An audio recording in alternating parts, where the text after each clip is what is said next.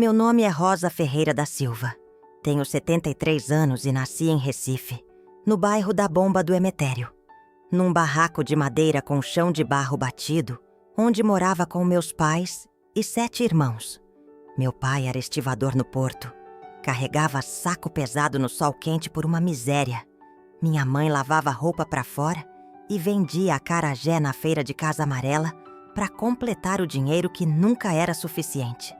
Aprendi a costurar com 9 anos, porque minha mãe disse: Rosa, mulher que sabe costurar nunca passa fome. Aprende logo. Ela me ensinou no finzinho de vela, porque não tinha luz elétrica no barraco. Costurava retalho, consertava roupa velha, fazia boneca de pano para vender. Meus dedos sangravam de tanto furar com a agulha, mas eu não reclamava porque era assim a vida. E criança pobre aprende cedo que reclamar não muda nada. Aos 14 anos comecei a trabalhar numa confecção pequena ali na Rua da Aurora. Costurava calça jeans das 6 da manhã às 6 da tarde. Ganhava meio salário mínimo que dava para ajudar em casa. Aos 17 conheci o João numa festa de São João no bairro. Ele era motorista de ônibus, tinha 23 anos, era bonito e educado. Namoramos 1 ano escondido porque meu pai não deixava namoro antes dos 18. Quando completei 18, nos casamos na igreja de Santo Amaro. Festa simples com bolo de goma e refrigerante. Fomos morar num quartinho alugado ali no Cordeiro. Pequeno, mas era nosso. O João trabalhava dirigindo ônibus na linha Boa Viagem Centro. Eu continuei na confecção. 3 anos depois, nasceu a Jéssica. Mais 2 anos nasceu o Rafael. Parei de trabalhar fora para cuidar dos meninos, mas continuei costurando em casa. Fazia roupa por encomenda. Consertava, arrumava. Qualquer coisa que desse. Dinheiro. Os anos foram passando com a gente, ralando muito, mas vivendo bem. Eu costurando em casa e criando os meninos. O João trabalhando de motorista. Conseguimos alugar uma casa maior, ali no Arruda. 2 peças e cozinha com quintal pequeno. Era uma vitória enorme pra gente que tinha começado num quartinho. Quando a Jéssica completou 18 anos, ela conseguiu emprego de vendedora numa loja no centro. Quando o Rafael completou 20, ele começou a trabalhar de ajudante numa oficina mecânica.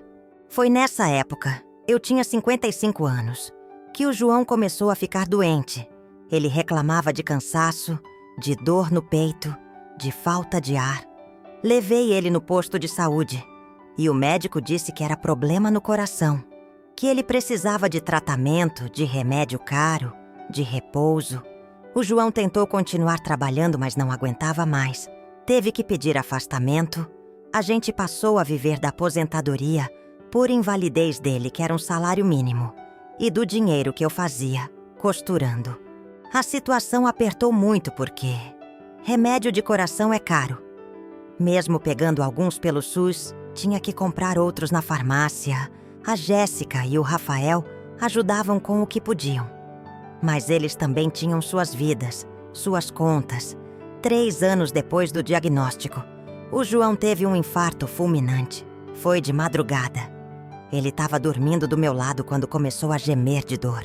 Chamei a ambulância, mas ele foi antes de chegar no hospital.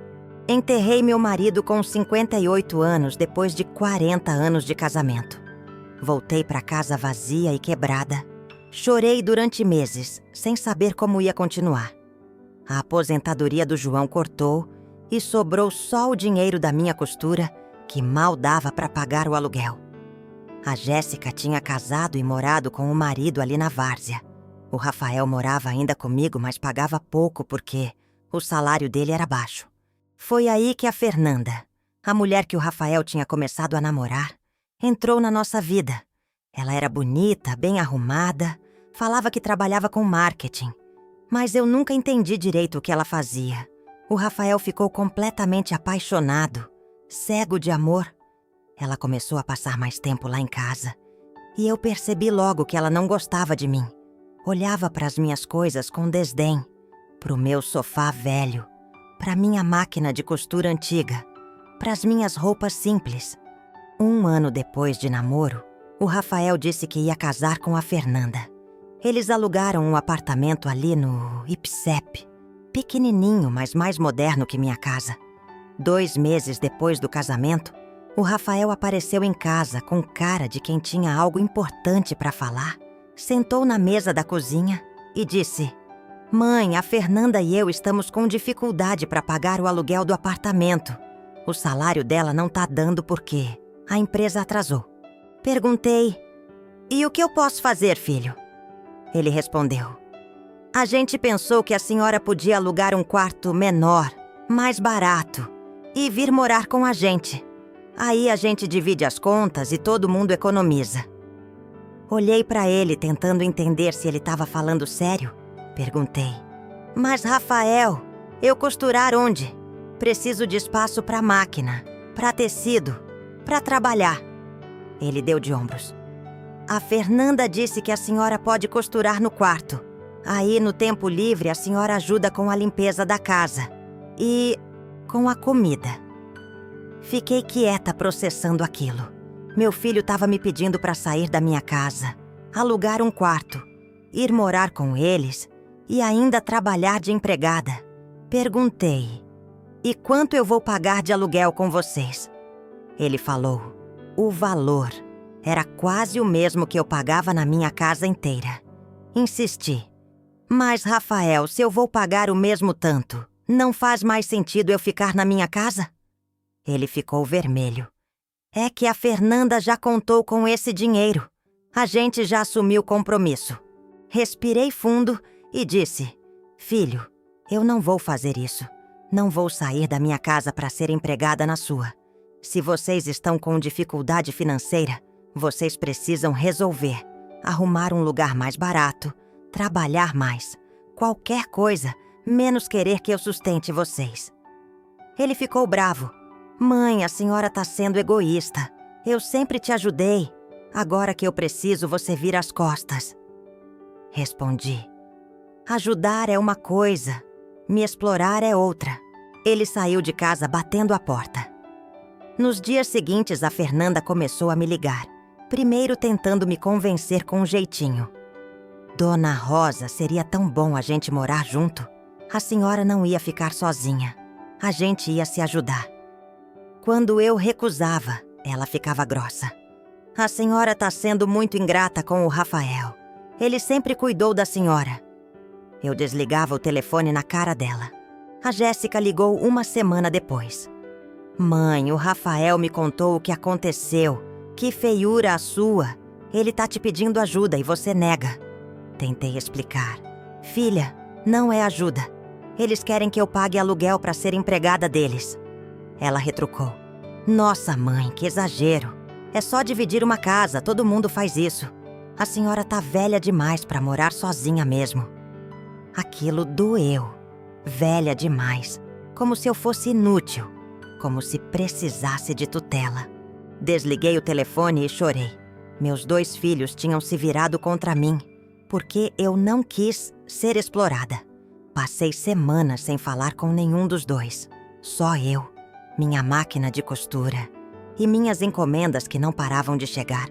Continuei trabalhando, costurando, sobrevivendo. Mas a solidão pesava. Aniversário chegou e nenhum dos 2 ligou. Natal chegou e nenhum dos 2 apareceu. Passei sozinha, olhando para as fotos antigas de quando eles eram pequenos. Foi no começo do ano novo. Eu tinha acabado de completar 60 anos. Que recebi uma carta de despejo. O dono da casa ia vender o imóvel. Eu tinha 3 meses para sair. Entrei em pânico porque onde eu ia achar outra casa com aluguel que eu pudesse pagar? Procurei. Todos os lugares ou eram muito caros, ou eram muito longe, ou não aceitavam idosa sozinha. "A senhora tem fiador? A senhora tem renda comprovada?" Os 3 meses passaram rápido demais e eu não tinha conseguido nada. No último dia, o dono da casa veio buscar as chaves. Arrumei minhas coisas em 3 malas velhas, coloquei minha máquina de costura numa caixa de papelão, sentei na calçada e pensei: "E agora, Rosa? O que você vai fazer?" Não tinha para onde ir. Não tinha dinheiro para hotel. Não tinha ninguém para me acolher.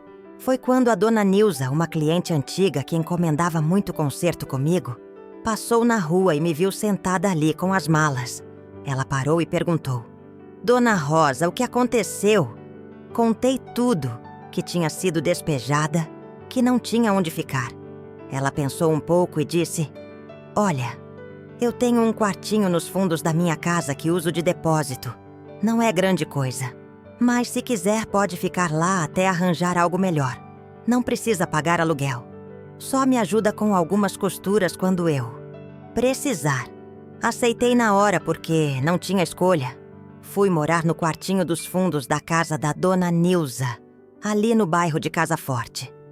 O quarto era pequenininho, mal cabia a cama e a máquina de costura. Tinha uma janelinha só. Banheiro era compartilhado, mas tinha teto e era melhor que a rua. A dona Nilza era uma senhora boa, viúva, morava sozinha numa casa grande, me tratava bem, conversava comigo, me dava comida. Continuei costurando. Agora, além das minhas encomendas, eu fazia as coisas que a dona Nilza pedia.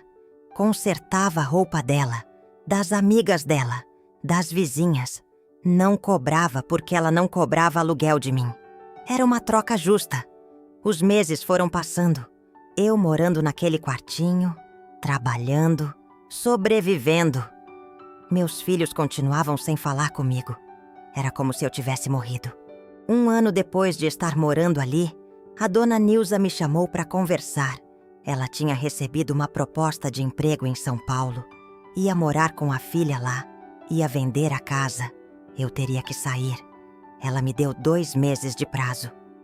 Dona Rosa, sinto muito, mas não tem como você ficar. Tenta achar seus filhos. Eles precisam te ajudar. Tentei ligar para o Rafael, mas ele não atendia. Mandei mensagem. Nada. Fui na casa dele. A Fernanda atendeu o interfone.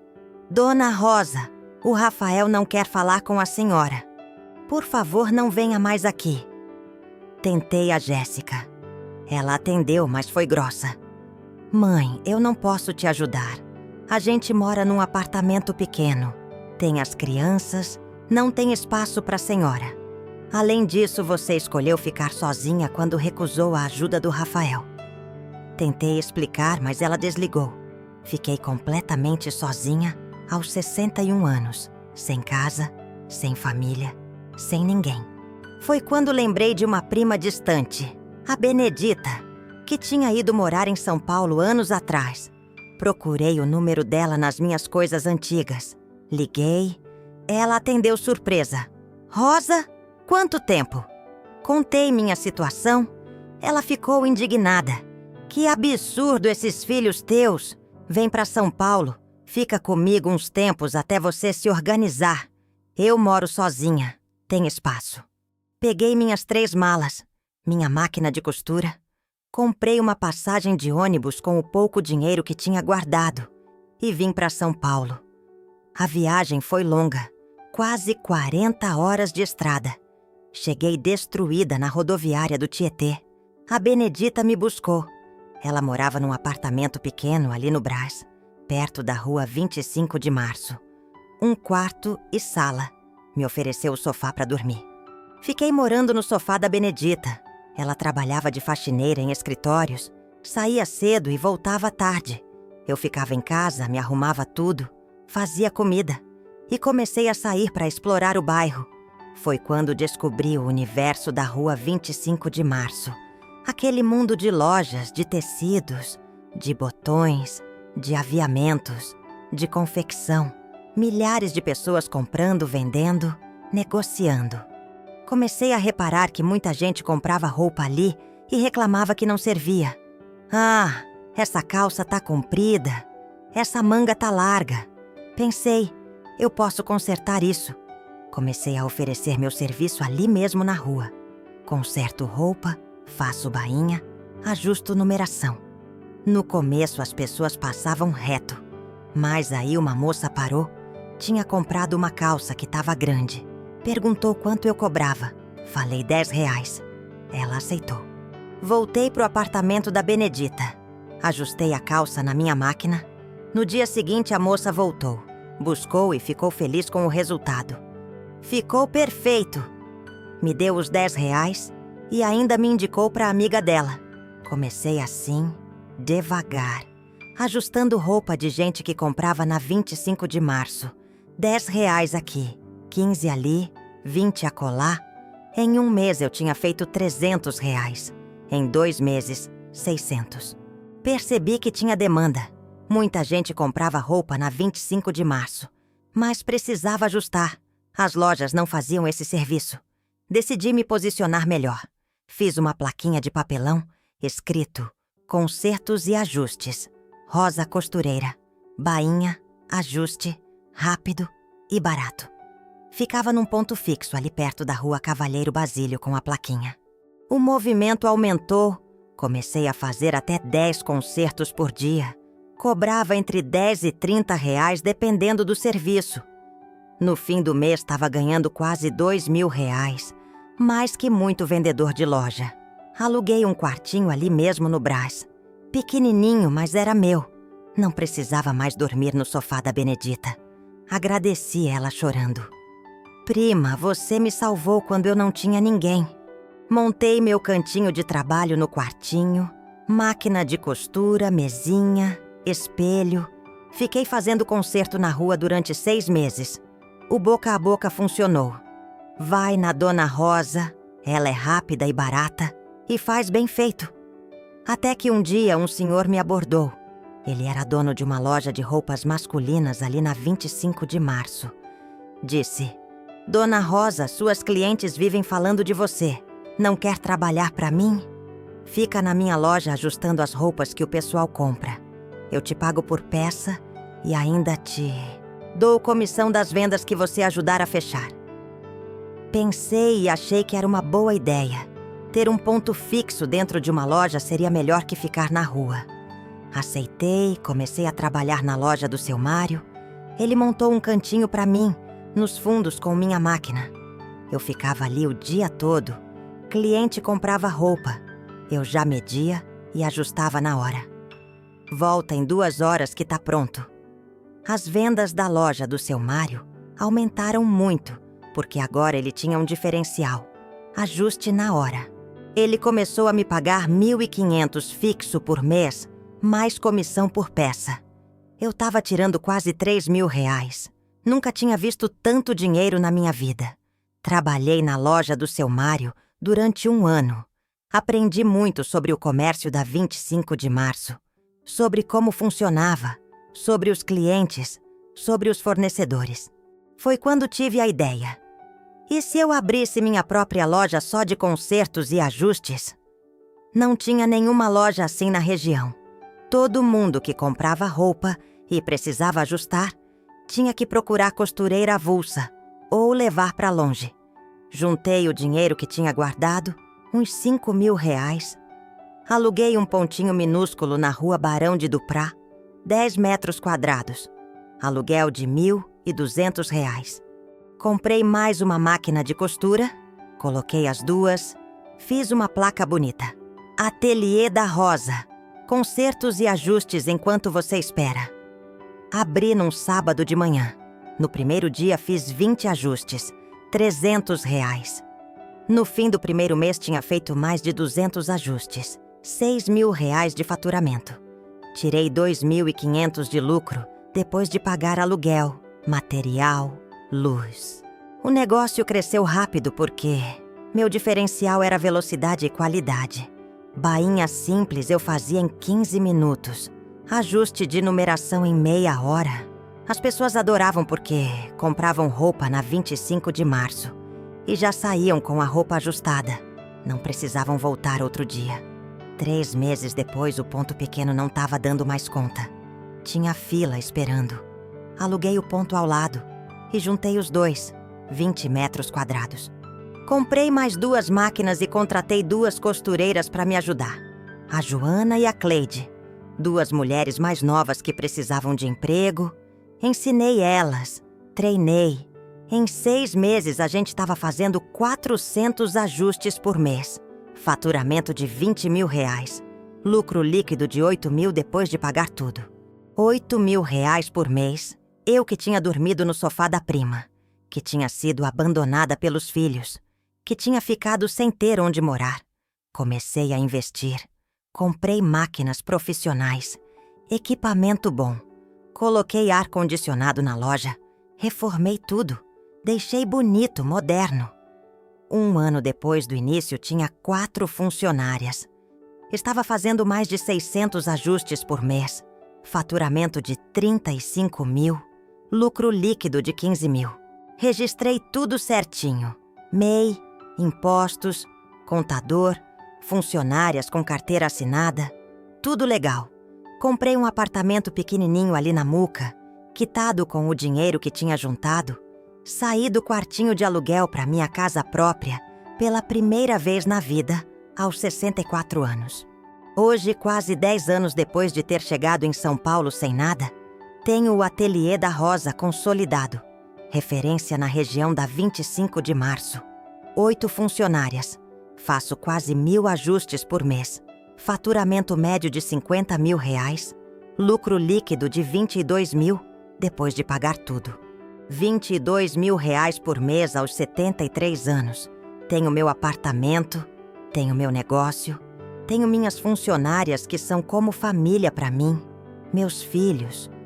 O Rafael me ligou 2 anos atrás. A Fernanda tinha largado ele estava sozinho e quebrado. Pediu perdão, chorando. Disse que foi um idiota, que nunca devia ter me abandonado. Ofereci emprego de entregador no ateliê. Ele aceitou. Trabalha comigo faz 2 anos. Ganha 1.800 por mês. A gente tem uma relação cordial, mas não é como antes. Talvez nunca seja. A Jéssica não me procurou. Soube por terceiros que ela se separou. Tá morando de aluguel, passando dificuldade. Pensei em procurar ela, mas não tenho coragem ainda. A dor ainda tá fresca. Talvez um dia, talvez não. Hoje acordo todo dia às 6 da manhã. Vou pro ateliê às 7. Fico até às 6 da tarde, 6 dias por semana. É cansativo, mas é meu. É trabalho honesto com gente que me respeita. E quando olho para trás, vejo a jornada completa.